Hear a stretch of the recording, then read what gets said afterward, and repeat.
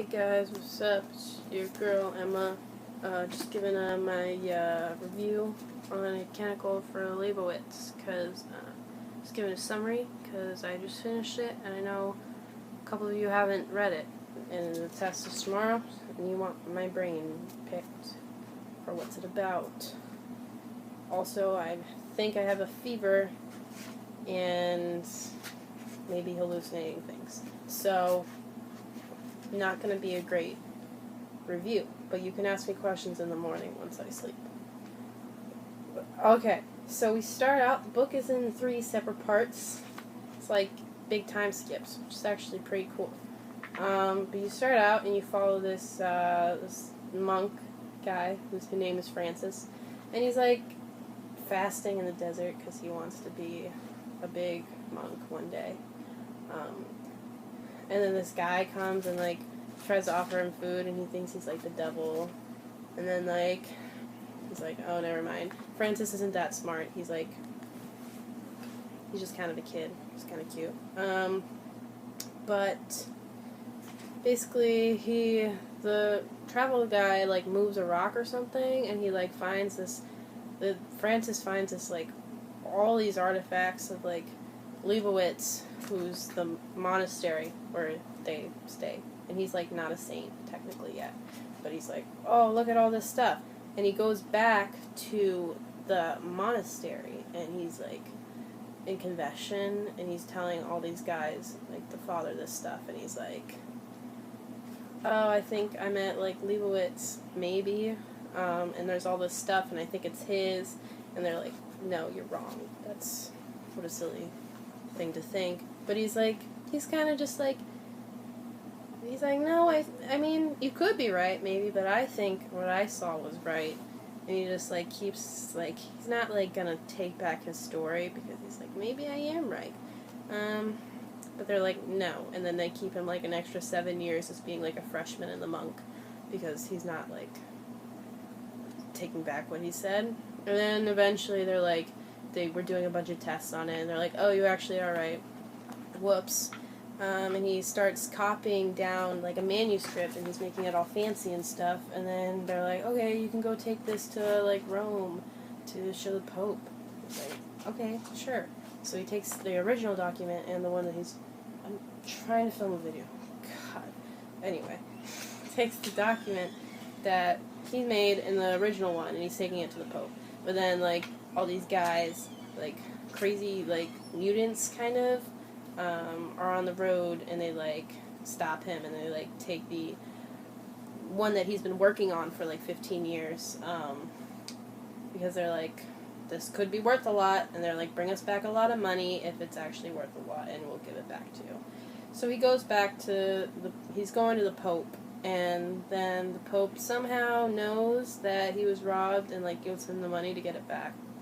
So he walks back to where he was, and he's just like a little kid, so he's like, he's not a kid, but he's like sitting around waiting for the robbers to come back so he can get back his stuff.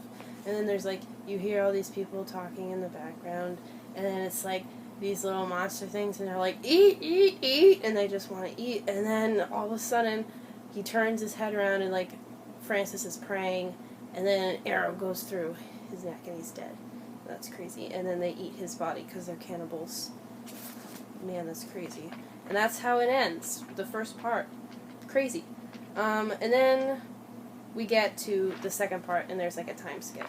And basically, in the time skip, we have this guy who is at the monastery, and he's not a big fan of religion, but he's a big science guy. And, oh my god, this whole story is taking place after, like, it's in the future, but it's, like, after a big nuclear war. So they've lost a lot of technology and everything that's happened. So it's like they reverted back to old times, but they still find little things, which is what they found in Leibowitz's things. They saw, like, engineering stuff. So then we get back into the future a little bit further, and basically there's this scientist guy, and he's, like, trying to figure out science and, like, what's happened in the past. And he's doing all this because he's interested, but he's also trying to help this, like, guy with political power, and then, like, he's trying to take over the world, kind of.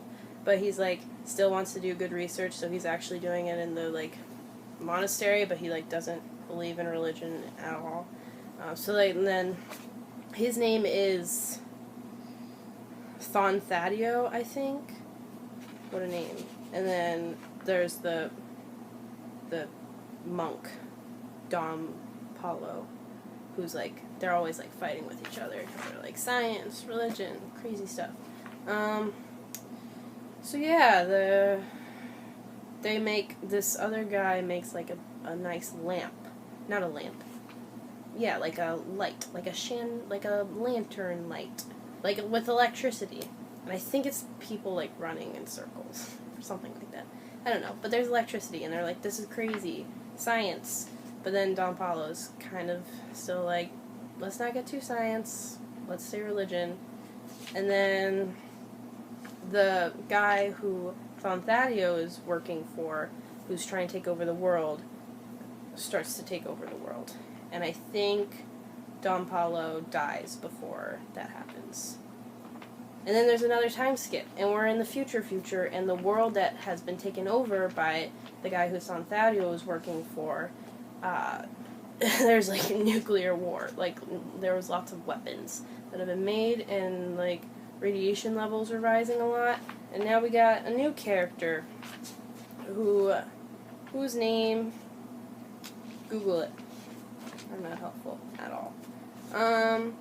But basically, we've gotten more to the future. Like, the modern technology. There's, like, cars and electricity, and there's, like, press talking to the defense minister and all that. So it's like a society, but there's still weird things. Like, there's a lady who has a head growing out of her shoulder, which is pretty crazy, and she wants to get it baptized. Because I think later we find out when the main guy in this, his name is, I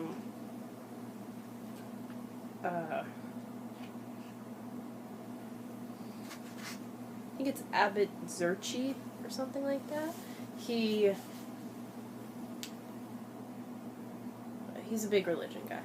And then there's the lady head growing out, and she's in confession, and she's not making much sense, but he kind of gathers that she had an abortion, but it grew out of her head. I had to read this part fast because I was falling behind, but that's what I got.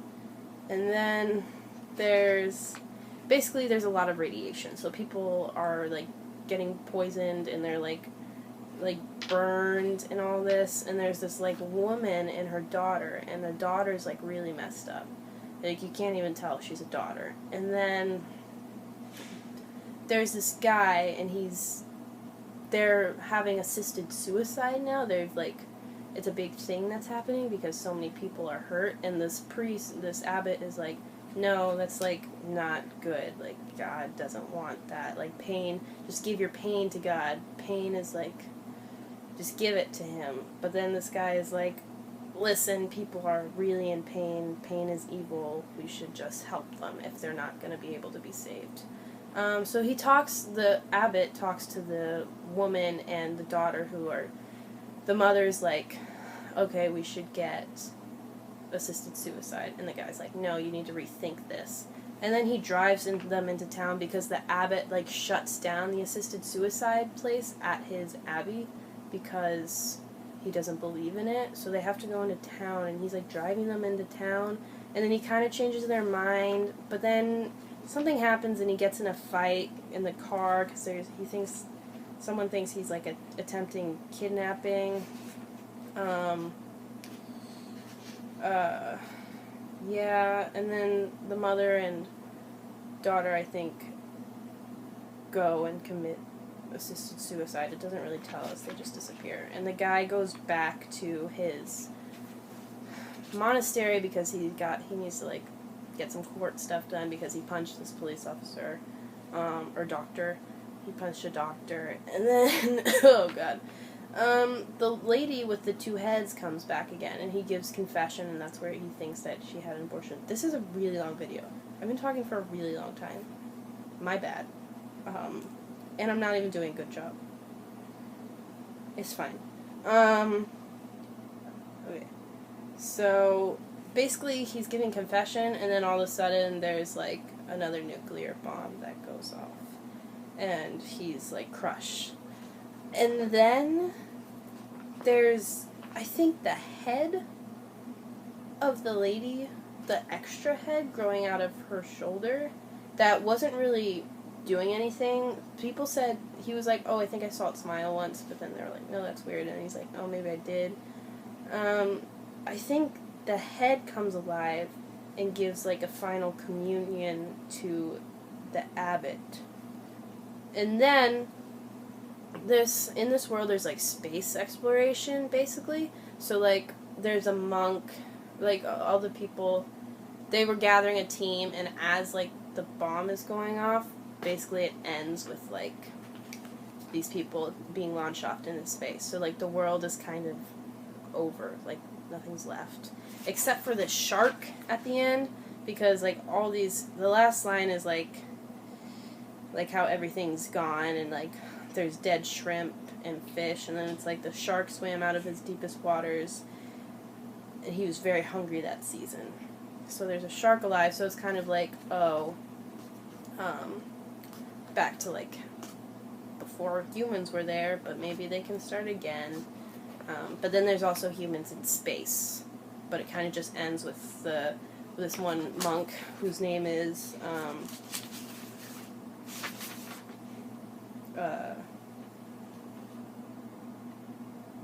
I don't know. It's just the last monk. And he's, like, kind of, like, he says, there's a lot of Latin in this book, which is weird. It's difficult, but he's basically, like, okay, the world is ended, and he takes off in outer space. Yeah, so that's been my summary of Canticle for Leibowitz. I still have to finish another book.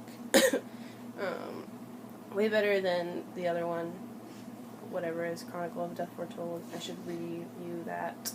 But yeah, thanks for watching. If you have any questions, I'll be here tomorrow at school. I'll be not sick, too sick. Probably, I'm just always sick. Okay.